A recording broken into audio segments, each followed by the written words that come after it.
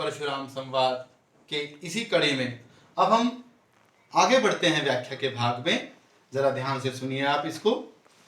कहे लखन मुनिशील तुम्हारा, को नहीं जान विदित संसारा।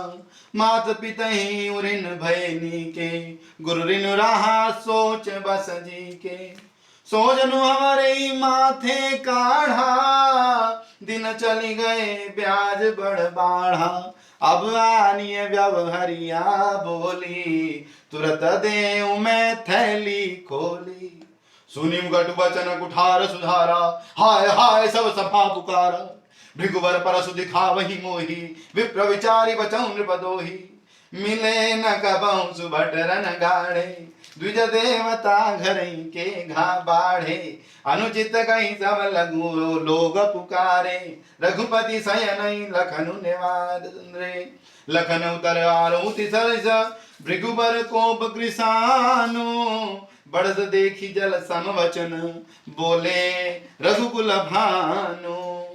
अब देखिए इसका अर्थ। लखन कहते हैं, हे मुनि, आपका जो शील है, स्वभाव है ना, कौन नहीं जानता। विदित संसारा, सारे संसार को पता है आपका स्वभाव। क्या पता है? मातु पिता ही उऋण भय नीके माने अच्छी तरह से आप माता पिता के ऋण से तो उऋण हो चुके हैं। माता पिता का ऋण तो आपने चुका दिया। कैसे? माँ को मार डाला था ना, पिता के कहने पर माँ को मारा, माँ का ऋण खत्म। पिता का कहना मान दिया तो उनका ऋण खत्म। गुरु ऋण रहा, अब गुरु का ऋण रह गया। गुरु ने आपको जो धनुष बाण दे रखा है उससे अब आपके जी में, आपके दिल में बड़ा सोच है कि ये कैसे उतरे। सोजनो हमारे ही माथे काढ़ा, तो हमारे माथे पे लिखा हुआ है गुरु ऋण आपने चुकाना, मार डालो हमें। आपके माथे पे लिखा है, हमारे माथे पे लिखा है, तो मार डालो। दिन चली गए, बहुत दिन बीत गए, गुरु का ऋण आपके ऊपर चढ़ा हुआ है।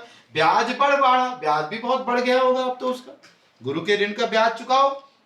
अब आनिए व्यवहारिया बोली, ऐसा करो कोई व्यवहारिया, कोई बनिया, कोई ब्याज का मोल भाव करने वाले को बुला लो।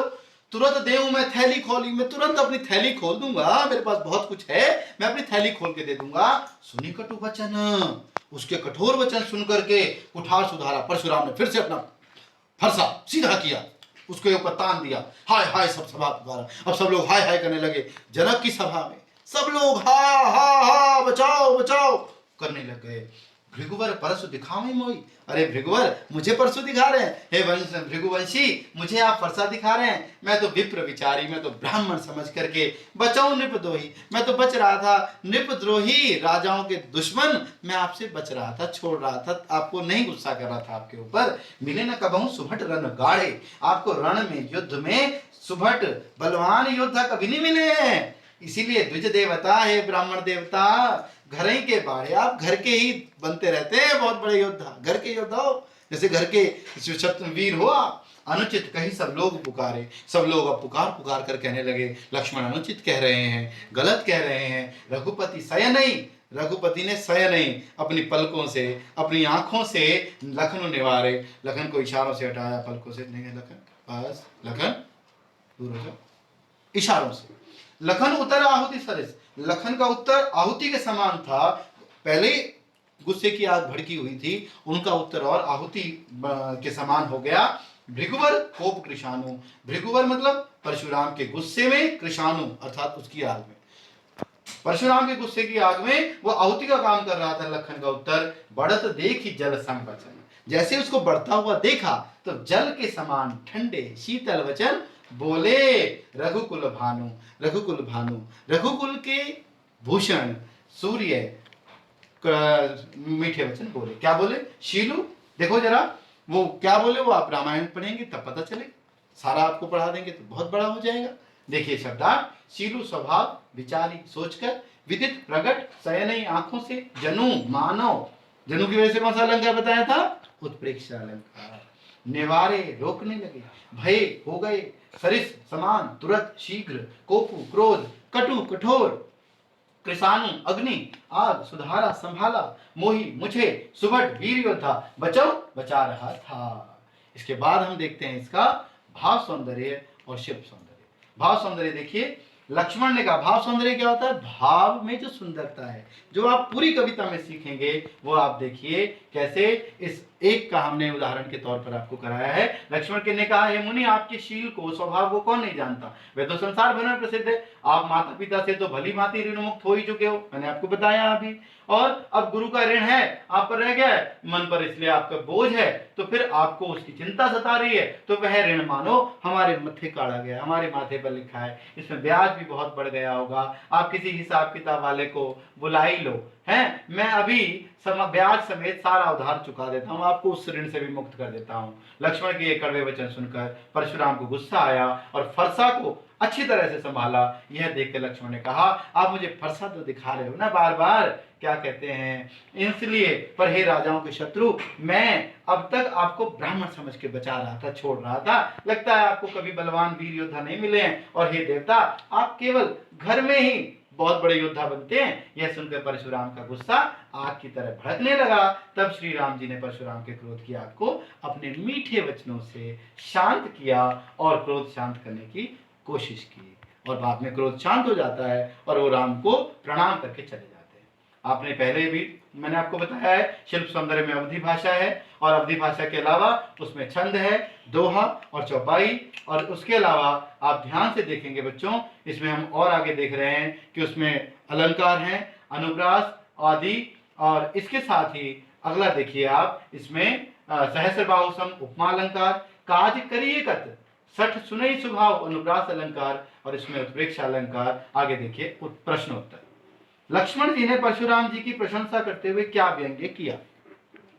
लक्ष्मण जी ने परशुराम जी पर व्यंग्य करते हुए कहा कि आपके शील, शील मतलब होता है स्वभाव, स्वभाव के बारे में कौन नहीं जानता कि आपका कितना अच्छा स्वभाव है, सारा संसार इसके बारे में जानता है। यहाँ पर व्यंग्य छुपा हुआ है, कौन सा स्वभाव, मां को अपने हाथ से मारने का स्वभाव।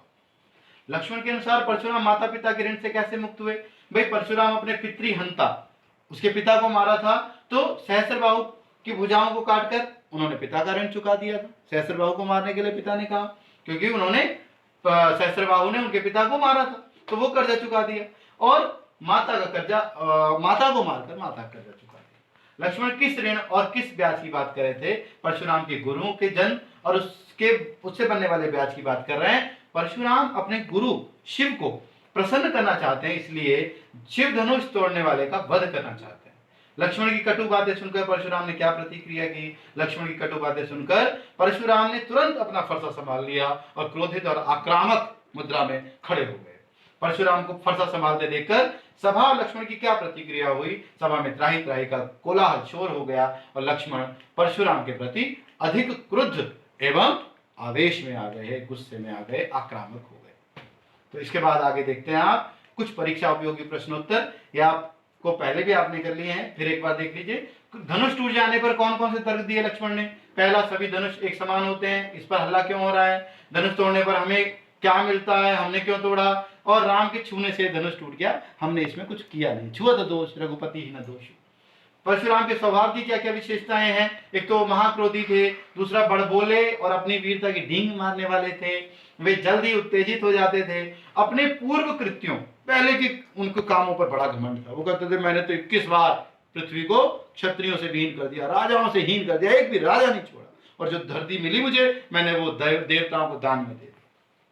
सेवक सो जो करे सेवकाई। इस पंक्ति का तात्पर्य क्या है कि सेवक वह है जो सेवा करे। प्रस्तुत पद में इस पंक्ति को व्यंग्य के रूप में प्रस्तुत किया गया है। तो परशुराम कहते हैं शिव धनुष तोड़कर तुमने काम तो शत्रुओं जैसा किया है और फिर कहते हो तुम मेरे दास हो, तो इसलिए दोहरा व्यवहार नहीं चलेगा। लक्ष्मण ने वीर योद्धा की कौन कौन सी विशेषताएं बताई हैं। कहते हैं शूर युद्ध भूमि में अपनी वीरता का प्रदर्शन करता है, बातें नहीं मारता, और आत्म प्रशंसा नहीं करता, यानी अपनी बड़ाई नहीं करता, और वह कर्म पर आधारित होता है, ना कि अपना परिचय देता रहे, अपनी डींगे मारता रहे। इसके बाद आप आगे देखेंगे और थोड़े से प्रश्न हैं, और उन प्रश्नों को आप देखिए।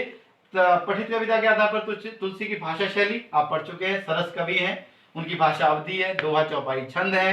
संस्कृत के द्वारा काव्य को कोमल और संगीतात्मक बनाने का प्रयोग किया गया है, बीच बीच में संस्कृत का प्रयोग है। राम और लक्ष्मण के स्वभाव की क्या विशेषताएं हैं, ये सबसे जरूरी है, यही इस पाठ को पढ़ने का हमारा उद्देश्य है। क्या, राम विनम्र हैं, कोमल हैं, गुरुजनों का आदर करते हैं, वीर हैं, साहसी हैं, ये गुण बेटा आप सब में आने चाहिए। और लक्ष्मण क्या है, उग्र हैं, उदंड हैं, वीर हैं, साहसी हैं, भाषा में व्यंग्य का भाव है, स्वभाव से निडर है। तो देखिए किस कारण लक्ष्मण क्रोध रोककर परशुराम के वचनों को सहन कर रहे थे। तो वो परशुराम के वचन इसलिए सहन कर रहे थे कि उनकी कुल की परंपरा है, गाय ब्राह्मण हरिभक्त और देवताओं पर वीरता नहीं दिखाते। लक्ष्मण की बढ़ती हुई उच्छृंखलता पर अब मौन हो रहे राम ने अंत में लक्ष्मण को क्यों रोका? क्योंकि सारी सभा त्राही त्राही कर रही थी। वो कह रही थी कि अब बहुत हो गया, परशुराम गुस्से में आ गए तो उनका क्रोध कंट्रोल करना मुश्किल हो जाएगा। इसके अलावा बेटा ये कुछ मूल्यांकन प्रश्न है, आप वही सब प्रश्न हैं, इनको आप ध्यान से देख लीजिए। इनके प्रश्नों के आपको उत्तर आने चाहिए। कवि कविता का नाम पता है आपको, वध योगु। वध के योग्य क्यों कहा? क्योंकि लक्ष्मण परशुराम के बड़ बोले और खोखली धमकियों की मजाक उड़ा रहे थे। इस अपमान से परशुराम उत्तेजित हो गए। परशुराम के गुरु कौन थे? शिव थे। ऋण से ऋण कैसा होना चाहते थे कि शिव धनुष को तोड़ करके वो गुरु ऋण से ऋण होना चाहते थे। विश्वामित्र किस बात पर हंसने लगे कि भाई खोखली खोखली बातें कर रहे हैं, ऐसे गरजते जा रहे हैं, ये गरजने वाले बादल